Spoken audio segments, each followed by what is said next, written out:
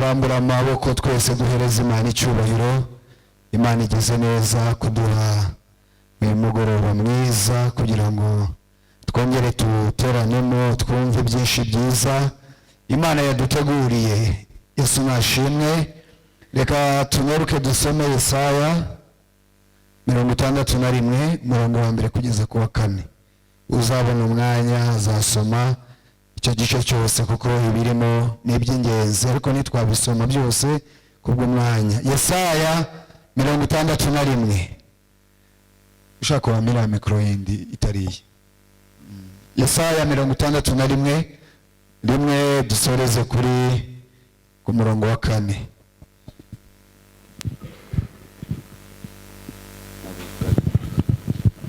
Kadusome Yesaya 61 murongo wa mbere kugeza ku murongo wa 4. Umwuka w'Umwami Imana ari kuri jye, kuko Uwiteka yansize amavuta ngo mbwirize abagwaneza ubutumwa bwiza.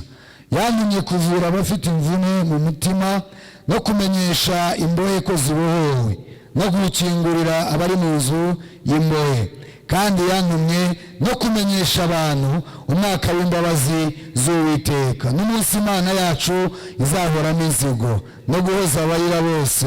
Yantumye no gushyiraho itegeko ab'Isiyoni barira ryo kubaha ikamba mu cyimbo cy'ivu n'amavuta yo kunezerwa mu cyimbo cy'ubwirabure n'umwambaro w'ibyishimo mu cyimbo cy'umutima wihebye, kugira ngo bahere ko bitwe ibiti byo gukiranuka byatewe n'Uwiteka ngo bimuheshe icyubahiro. Nuko bazubaka hasenyutse, bazubura amatongo yabanje kubaho, kandi bazasana imidugudu yasenyutse yamaze ibihe byinshi ari imyirare. Mwakira ijambo ry'Imana.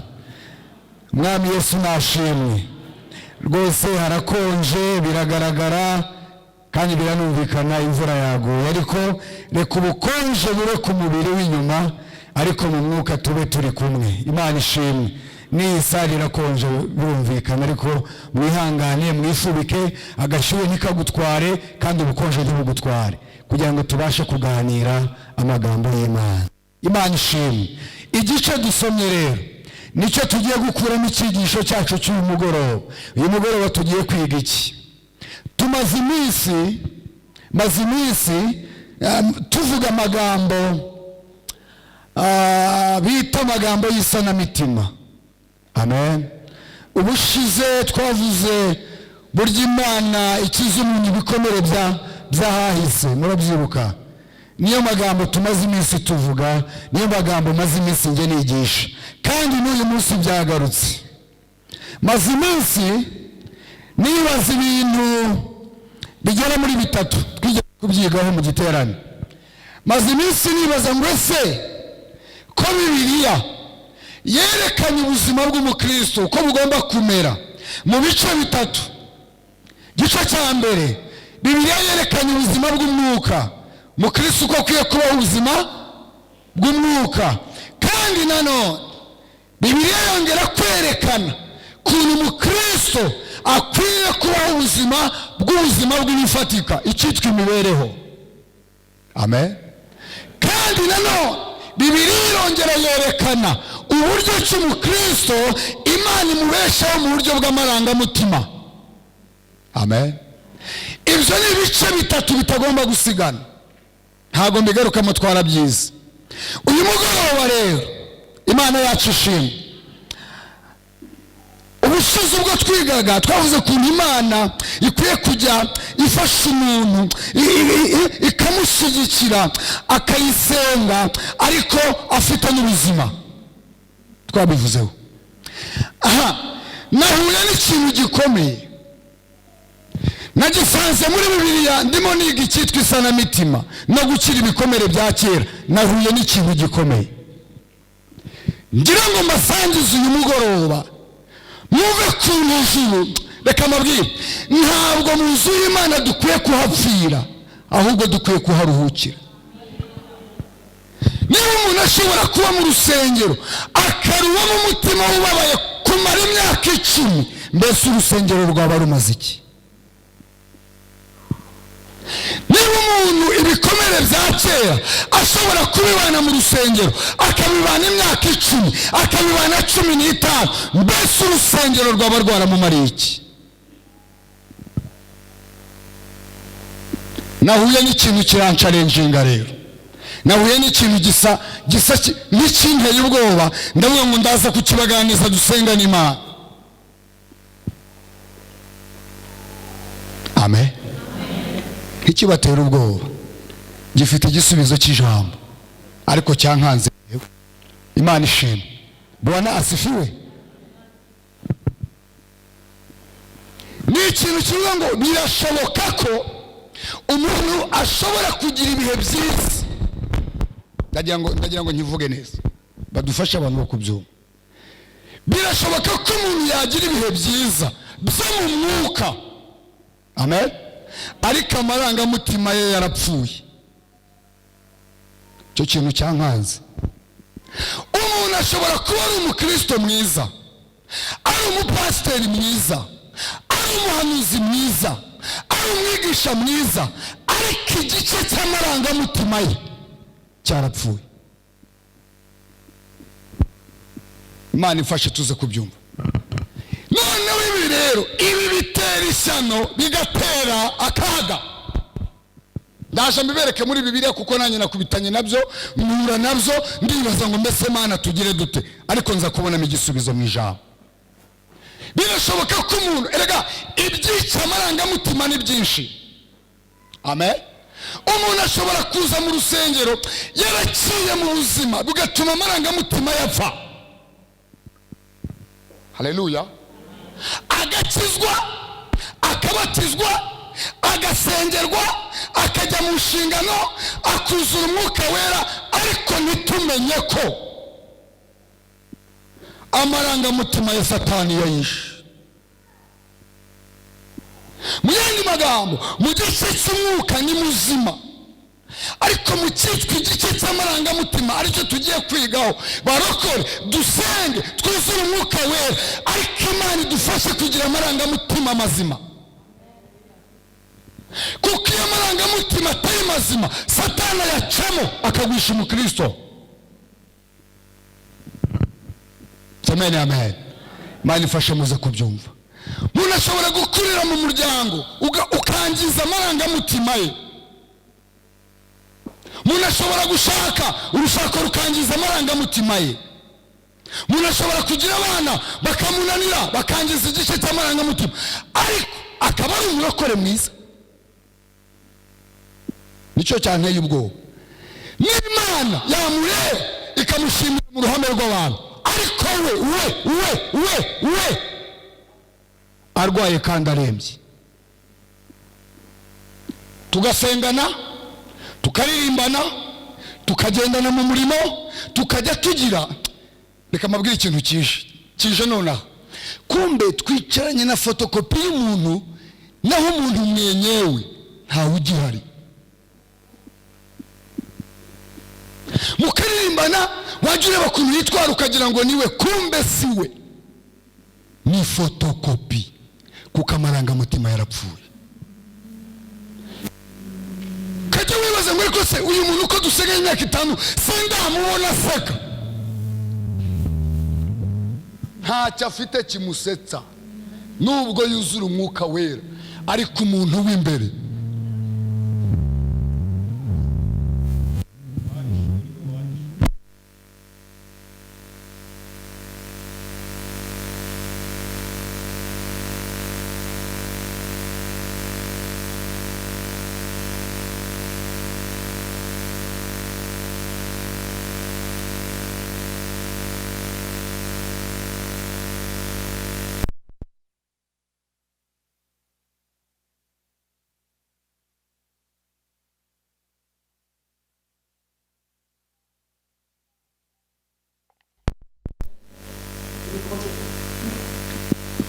amarangamutima yarapfuye.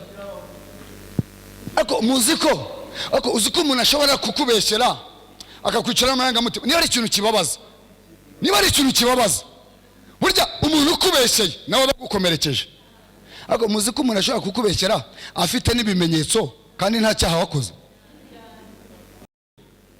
Ntago muzi byabaye kuri Yosefu se? Yigeze asamana na Potifari se? Nawe si ikimenyetso n'icyari gihari. Yari muri sauna se kuri yajya gukuramo kugeza igihe bamufunze arengana. Uretse Imana yakurenganura gusa, nawe hariya wahasiga agatwi. Ndagira ngo rero uyu mugoroba tugiye kubwira Imana ngo ikize amarangamutima yacu. Bitari ukuzura umwuka. Ndaje mbabwira umuntu wuzuye umwuka ariko apfuye amarangamutima. Murebe kuntu Imana ikwiye kutubaho ikatugirira neza. Bwana asifiwe. Bibiliya ivuze iki rero? Bibiliya ivuga ngo nasizwe amavuta. Uyu nguyu urimo wivuga muri Yesaya, uyu ni Yesu. Mujya mubimenya ariko Uwiteka yansize amavuta. Yavugaga Yesu. Mana ishimwe. Cyambere ngo mbwirize ubutumwa. Hari ikintu mwumvisemo ngiye gusubiramo. Arongera ngo kandi yantumye kugira ngo nze nunge imvune. Surinyaho. Yantumye kugira ngo nze nunge imvune. Mana nyiribihe we. Zimwe pasiteri atamenya reka yamuhishuriye. Zimwe abantu muturanye batamenya. Zimwe inshuti zitamenya. Ariko njye umwami Yesu nazanywe no kunga imvune.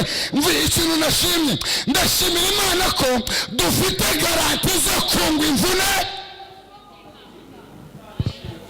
Bimva Imana ititaye imyaka bimaze.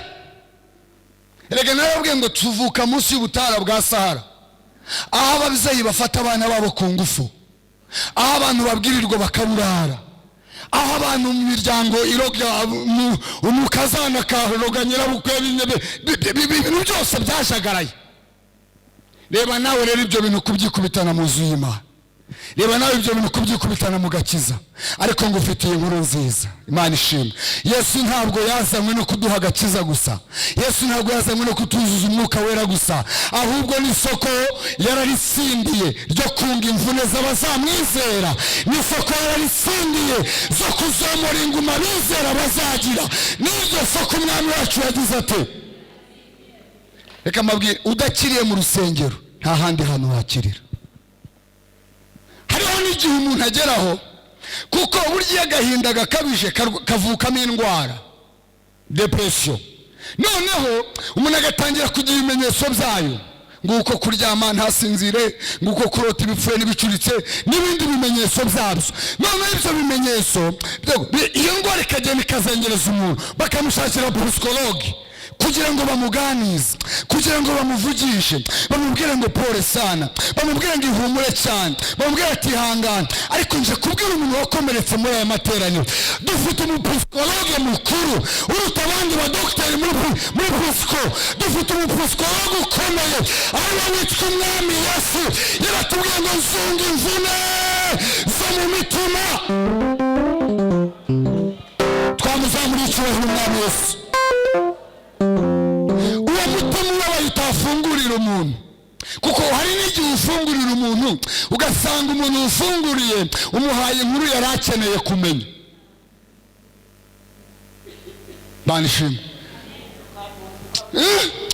Donc wowe ugiye uzi ko ugiye kubwira pasiteri ni ukuri, kumbe utanze inkuru kuri BBC, utanze inkuru kuri televiziyo mpuzamahanga. Uwe sinarizi ko ari kuri abanye nawe, nuko ubabona bagenda ho gacwa burya ntaryama. Ariko reka mbabwire mufite inkuru, umwami Yesu ntazabipostinga, umwami Yesu ntazabyasasa, umwami Yesu ntazakuvamo. BBC gahuza kugira ngo utanze ibihugu, kumva uritanze, kumva utanze byose. Imana ishimwe cyane. Reka mbabwire ko umwami Yesu atangaje, ni umupsikologe utangaje. Uzi ko no mu gihe ntacyo kuvuga ufite, we muri iyo silence yawe yakuramo ijambo. no mu gihe ntako wabisobanura warabisobanukirwa. oya buriya niyo icecetse mani bayabibonye no kuntu ntako ufite wabivuga kuko ibyakubayeho ni amarorerwa ntawe wabibwira. ariko ndashimira umwami Yesu ko no muri siranse yacu we yakuramo ijambo niyo tudafite uko tubivuga we yabihora ubugororangingo. uwitwa Hana yagezeyo adafite uko abivuga, yarakomeretse imyaka 8 irenga, kubura umwana byaramubereye akaga ngo ariko ageze ishiro. ariko hari ibintu utasobanurira umugabo mu bana, hari ibintu utasobanurira umugore mu bana, hari ibintu utasobanurira abana, hari ibintu utasobanurira ababyeyi. gusa biragusaba kumanuka ishiro ukamubwira ngo ninjye. Hana ngo ahageze ngo ahakura Samweli. reka mbabwire uyu mugoroba sinzi icyagukomerekeje, ariko Yesu yazanywe no kunga imvune zo mu mitima. n'uyu mugoroba ashobora kunga imvune iri mu mutima wawe. twamuhaye icyubahiro umwami Yesu, amen. turi ku ijambo rivuga ngo kuba mu mwuka ufite ibihe byiza, ariko amarangamutima yarabaye iki? kamabwire umuntu byabayeho. mu kanya turamanuka tuvuge igisubizo cyabyo, niturangiza dusenge. barokore, nujya usenga Imana ujye uyibwira ngo umhembure mu by'umwuka, umhembure mu buryo finance, ariko umhembure no mu marangamutima. iki cyigisho turagisoza uyu munsi, ntabwo tuzongera kubisubiramo. sinzi impamvu byaje cyane, ariko biragatsindwa n'Imana kugira ngo uze mu rusengero uvuye hanze urira ukomeze ururiremo. kandi Bibiliya yatubwiye ngo yantumye kunga imvune ziri mu mitima. muri Bibiliya harimo inkuru y'umugabo witwa Yona. murayibutse? n'abapagani barayizi ngo urufi rwaramumize, n'abapagani ngo ntibabyumva ngo ukuntu urufi rwamumize ngo rukamumarana iminsi 3, nabo ntabwo ibyo bintu babizi, ariko bazi ko ifi yamize umuntu. uko bimeze kose ngo hari icyamize ikindi. nigeze kumva bagakinamo teatre babaza bamwe ngo harya ngo tuvuze ko ifi undi ati ntabwo nzi umuntu ifi yamize, atari ko icyo tuzi cyo hari uwamize, hari icyamize ikindi. niba ari Yona wamize ifi cyangwa ari ifi yamize Yona, gusa habaye ikintu. Imana ishimwe. Bikanyibukije kandi nasanze ngira ngo n'abarundi bagakinnye barimo umwe asoma ngo nuko Lazaro arapfa, babaza wari uri imbere ngo hapfuye ndi, ngo ni Eric, ngo cyangwa ngo ni, ariko ikiriho ni kimwe, nuko hari icyamize. reka mbabwire igitangaza. niba hari umuntu wari mu bihe byiza, wanzamureho gato, niba hari umuntu wari mu bihe byiza byo gusenga, ni umuntu witwa Yona. kambaho ibimenyetso. muzi ko Imana ari we muntu yarebye muri Isiraheli yose, reba Isiraheli yose kuningana, iramubwira ngo nsanze ari uri mu mavuta yo kujya kubwiriza, ari wo ngomba gutu wenyine n'abavuga butumwa bari. ariko ngo Imana imwitegereje ibihe byiza arimo ngo isanga niwe mugabo wenyine wamanuka inenewe akavuga bakagira batari, kuko yari mu bihe. aho turi kumwe. ngo biramanutse, ndayikunda ko itagira isoni zo gutuma ishaka gutuma. ibiramanutse ititaye ibikubitanye n'umugabo uri mu bihe byiza byo gusenga, ariko ufite amarangamutima yapfuye. iramuga ngo haguruka ngo utume ugende umbwirira Ninewi nibatihana bararimbuka. ngabyumve. yibuka ibintu abantu b'Ninewi babakoreye ibintu bibiri bikomeye. icya mbere, ngo abaturage b'Ninewi nibo baturage bita abaturage ba Ashuri. baragiye bajya Ninewi bafata umurwa w'Ninewi. Ninewi wari umujyi munini, ngo ushobora kugenda iminsi 4 n'amaguru ntuwuheze. wari umujyi munini w'ubucuruzi, ngo ariko wuzuye ibyaha byinshi. baturage baho barafashe bafata abaturage bo kwa Yona aho bita i Nazareti, baragenda ngo bica abantu baho. noneho witwa Yona we ngasanga bamwiciye umuvandimwe, bamumanitse abirebesha amaso. ngo barangije icya kabiri, bafata igihugu cyabo ngo bagihindura icyabo, bakibikamo intwaro. mu yandi magambo barabahemukiye. noneho nyumvira ibyo bintu imiryango yarabivuze, abana uko abana bicaye bayona bari abana bakabibaganiza, none akura yanga abantu bo muri abaturage ba Ashuri binenewe, akura banga. None Imana itagira isoni iramanutse isanze niwe muntu wayarayemo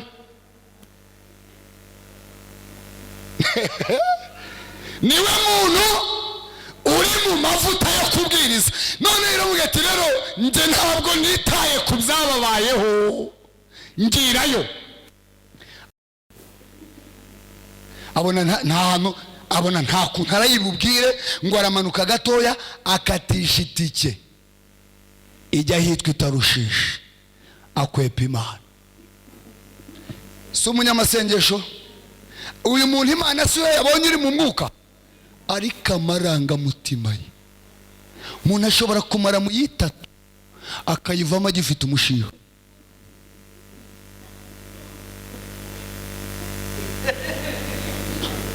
Mwakubitana wamusuhuza ukumva arahuma, ukawita ku ntavuye muri seke. Mu ruhande rw'umwuka bimeze gutya, ariko amarangamutima ntarakira. Imana idukiza amarangamutima, Imana yomora ibikomere byo ku mutima. Mugasimbuka igisimba, mugasimbuka igisimba, mugasimbuka igisimba, akabasimbuka akabarenga, wagira gutya mwakubitana hanze wamucokoza gato, kaguye ati nge nakwereka we, kabata kuyusiwe usiwe wari muri sebeni. Mu mwuka ni sawa, ariko n'umurakare yakwereka, kuko igice cy'amarangamutima cye ntabwo kirakorwaho. Mva ushobora kumubona yateye indirimbo ibyo ntuze n'ibyawe nanjye ubwanjye naburiki byose, yagira gutyo umwuka yamunyeganyeza ngo hari uburayi shwi. Bajye bakora sha, bajye bakora we, kuki mu mwuka wariyo, nukuri ko Imana mu mwuka urimo, ariko igice cyitwa amarangamutima kirarwaye.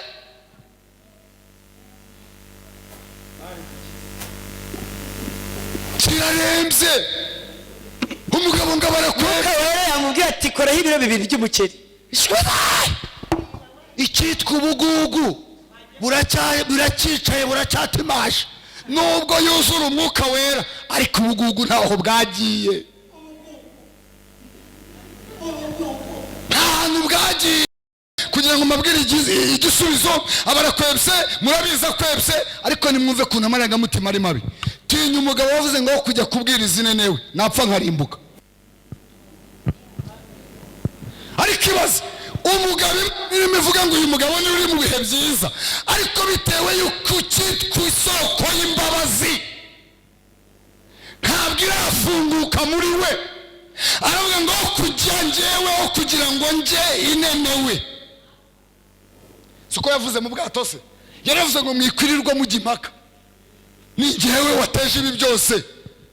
Hari Imana yarimbwiye ngo njye inenewe ari kunigira Itarushishi, aravuga ngo rero kugira ngo ibaha agahenge mujugunye Gasiya mukomeze, aho kugira ngo njyeyo wenda ndemera mfi.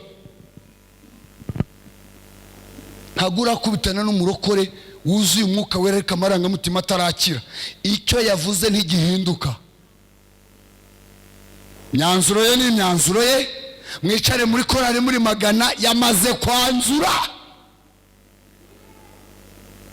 Kimweze kwimura kuko atagirwa inama, ntacyo bitwa, yarabatijwe aranuzura n'ibintanura n'ukuri, ariko igice cy'amarangamutima Yesaya yatubwiye ngo yantumye kuvura imvune zo mu mitima. Uyu mugoroba niryo jambo turiho, Imana igukiza ibikomere bya kera, Imana yongere yunge imvune zo mu mitima. Izo mvune zihora zitonekara, izo mvune zihora zikurya amanywa n'ijoro, Imana yongere yunge. Mugabo niyikubise mu rufi, icyo tuzi icyo twavuze ngo hari cyamize ikindi. Umugabo ntayigezemo, umugabo Uwiteka ntamusirikije mu mazi hasi muri ofisi, umugabo ifi ntimurutse, umugabo ntageze inenewe. Wumve ngaho rero ngo ndebera agezeyo mwivuga butumwa, umuntu ugiye uryo yewe data we. Ubu rero turimo abavuga butumwa, hamwe turi ifeza ahandi turi icyondo, bitewe nuko dufite ibintu twahuye nabyo. Nubwo tubwiriza mwihane cyangwa muroreresha, nubwo yabigishaga mwihane nyamara cyangwa munarorere. Buriya we ikintu yashakaga ko yigisha akavayo batihana. Ako kantu ngo kaba ari sawa, ariko unyumvira ubwo butumwa bwiza, ngako kantu ko kubabwira bagataha batumvise, ubundi kabarimbura ibyago bye. Ibyago bye ngo abagabo bake bugufi uhereye ku mwami w'Inyanewi, ngo bambara ibigunira, nubwo akanya gato ngo ariko imbabazi z'isumba byose zizana ubugingo, ngo yihutira kubabarira igatinda kurakara. Ngabo baca bugufi. Nimwumve rero, nimwumve wa mugabo uvuye kubwiriza akubitana n'ibyago by'uko abo yashakaga ko bapfa ibarokoye, ngo aragenda yicarana aravuga ngo ariko asike ngo nari mbizi, ngo n'ubundi ndakuzi ntiwari kubura kubababarira no kubagirira ibambe. Nimba wanduhirizaga ikibundi uyibabarira batarajyayo uvuna muheto ko kurababariye kweri ubu koko nsubiyeyo bababariwe. Iyo turi mu rusengero tutarakiza amarangamutima, dukunda Imana ku gahato aho kuyikunda mu munezero. Gusenga ni agahato, gukorera Imana ni agahato, ibindi byose ni agahato. Niyo mpamvu Yona yari afite defe ebyiri yagombaga kuzira, ariko Imana ikinga ukuboko. Icya mbere yari afite icyitwa indisipurine yo mu mwuka, yo kubwira Imana ibyo yishakiye nuko ashatse. Hari abantu nabonye nabo bagafite bo kwivugisha ibintu bashatse. Ni abapasiteri, ni abahanuzi, bagashaka kwiyita uko bashatse. Imana si so, Imana si so wanyu, Imana si nyoko wanyu. Imana yatinyitse kwica Mose, we ntiyaguhusha. Umuntu akigira imbere y'Imana, yaba tuvuga nk'ubutumwa, yabavuga akivugisha ibitari mashaka, ngo ubwo arimo aravuga Imana. Witwa Yona ngo yibwiraga uko ashatse, ngo iramwitegereza iramureba ibona ni peti. Umuntu akagivugisha Imana ngo ngengo Imana, ngo Imana buriya hari n'amazina mudakwiye kujya mwita Imana. Yaravuze ngo nitwa Uwiteka, yaravuze ngo nitwa Ndiho. Uwiteka niryo zina ryanjye. Hari ibindi bintu twikuririye mu bihuru. Imana sheri wako, shari wanje icyama nkaguhobera rwose. Imana ntabwo ari Alphonse, ishari wanje. Imana ntabwo ari Ildefonse, nkuzane ngeko kikonje, ntabwo icyama nkaguhobera sheri. Imana yaguhitana, iyishe Mose ntiyagutinya. None ugasanga ni amaterime nyine, ugasanga ni amaterime y'ubugegera adakwiriye kwita Imana. Imana irera, Imana irakiranuka, ni data wa twese. Imana ishimwe. Imana ni Jehova ile, Imana ni Adonai, Imana ni El-Gibor, Imana ni Alpha, Imana ni Omega. Imana ni ikinishwa. Umuntu akajya gusenga, watega amatwi n'ibintu ari gusenga, ataka uyu muntu arimo arasenga abwira nka Nyabingi, arabwira se wabo Imana. Cyitwa indisipurine zo mu Imana nagere kuvogerwa. No, niyo wayinezererwa gira aho ugarukira. Na Dawidi ngo arayinezerera, yibwira ngo mbuze uko nkwita. Uzi impamvu? Yaravuze ngo ntago napfa kukwita uko mbonye, mbuze uko nkwita. Aravuga ngo witwa ya birasobanura ngo urakiza, urarokora, uratabara, urateturura, ugira neza. Aravuga ngo reka mbikubiremo. Imana ishimwe. Witwa Yona umurimo arawukora, Imana rero umukoresha kabone nubwo koto y'iki. Bure nta cyabuze Imana kugukoresha. Niyo mu ruhande rw'amarangamutima rwawe rupfuye, nta cyabuze Imana kukumanura ngo igukoreshe. kuko ikunda inyungu zayo rwose. Iyo utayemereye ngo ibe yagukiza, reka mbabwire umugabo Imana yagiriye neza, dusenge. Bwana sifiwe. Umugabo witwa Yakobo. Yakobo yari yarapfuye amarangamutima abitewe n'uwitwa sebukwe, ngo yamuhuguje inshuro 10 ngo kandi amukorera, agakora yajya guhembwa akamwanga ngo no ndisubiye ongera ukore, agakora yajya kumuhemba no ndisubiye, ngo yanamuhemba akamuha ibyo batavuga. Yakobo ngarababara, no aramuriganya ngo rimwe yigeze kumusanga namwe atari ko unziza iki ko ngerageza ngakora, kuki utamba ibihembo by'ibyo nakoreye? Ngo umunsi umwe namubwira ngo ubwo bimeze bityo reka nisubirire iwacu tujye gusenga Imana. Ngo asubiyeyo, ngo asanga nubwo asubiranye y'ubutunzi ariko ntago abwishimiye. Narababwiye ngo rega ishobora kukuzuza umwuka wera, yewe nibifatika kabitanga, ariko ntikibagirwe kugukiza amarangamutima, kuko umugisha utari mu byishimo wakumarira ikiza. Yakobo yaravuze ngo ndabireba nkabona bisa n'ibitariho, ngo arangije abwira umugore n'abana aravuga ati mubabare mujye ku ruhande, buri wese amenya icyitwa umusonga we, ngo yambuka icyambu cya Yaboki, ngo arara yasenga Imana. Reka nkubwire, egera Imana izagukiza ibikomere bya kera, egera Imana izakwibagiza amateka y'ahahise. Ngo arara asenga Imana. Kamabwira ikintu cyahabereye, mujya mugisoma, ariko ndaje mabwire ukuntu gifite imbaraga, dusenga. Ngo bujye gucya, ngo marayika w'Imana barakirana. Kambabazi Bibiliya iravuga ngo nuko ngo marayika yakobanesha marayika. Buriya nibyora, buriya Yakobo afite imbaraga zo kurwana n'Imana mu ntambara akayitsinda. Umva icyo bisobanuye. Biriya bivuga ngo nukakirana na marayika aranesha. Biriya ni uburyo Imana yegereza serivisi abantu bayo zo kugirirwa neza, ikararana nabo mu masengesho basenga, ikayabasangamo ikabagirira. Ngikora ku munsi w'inyonga ry'itako rye uradohoka, ngako kanya iramubwira ngo ntabwo uzongera kwitwa. Uyu mugoroba iguhindurira izina, uyu mugoroba iguhindurira iki? Iguhindurira izina. Aramwe ngo ntabwo uzongera kwitwa Yakobo ukundi, ahubwo mwisande Isiraheli. Kamabwira kanyuma dusenga Imana. Iki kintu cyagarutse hehe rero? Maze iminsi nimumbwira Imana ngo uko ufasha abantu kuzura umwuka wera, kugirirwa neza, ariko ujye utwibutsa isi yaradukomerekeje, wongere uduhe imitima mishya itarigeze kugira ubwo ikomeye. Deliverance ku cyambu cya Yaboki murabyibuka, ibikoze none nibwo tubivuze.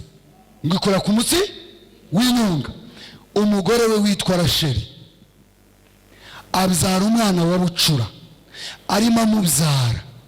Uwari uri kumubyaza abwira Rasheli ngo ndabona ubuzima bwawe buri mu kaga, ugiye gupfa. Rasheli aravuga ngo nubwo ngiye gupfa rero reka nite umwana izina. Ngo aravuga ngo uyu mwana mwise Benoni. Benoni birasobanura ngo ni umwana wo mu mubabaro, nicyo bisobanura. Nukuvuga ngo uburibwe afite arimo abyara n'umuhangayiko afite wo gupfa, byose biraza umwana. Ariko muzi ko habaho n'agahinda ko mu muryango. Nyoko yajya kugenda kakagusigira sha zakancungire, icyitwa agahinda ka karande kabaho.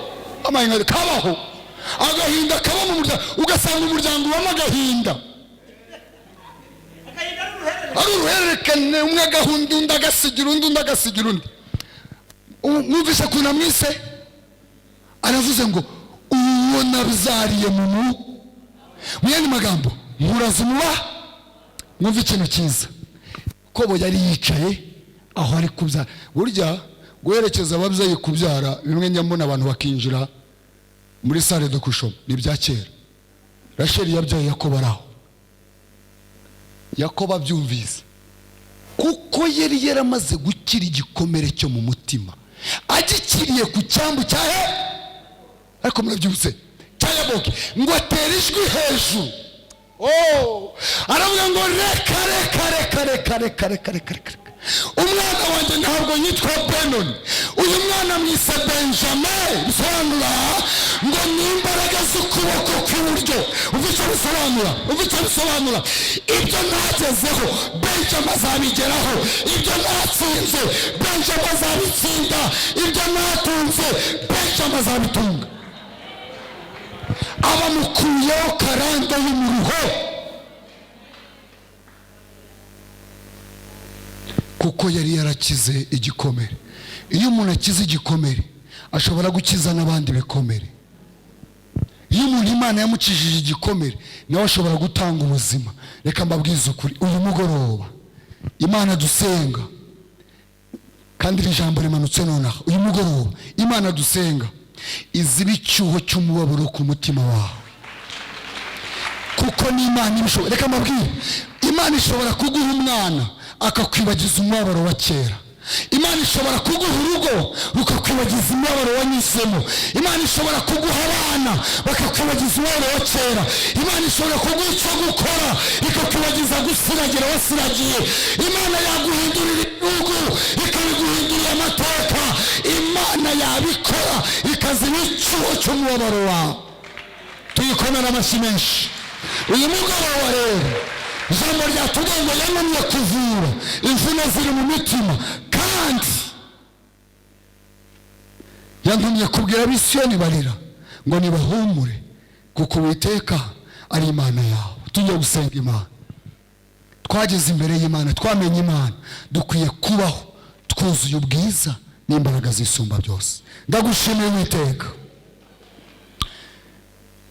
ijambo ryawe ni ryiza kandi ijambo ryawe rifite imbaraga. Uri Imana ikiza imiruho ya kera, uri Imana yibagiza amateka ya kera.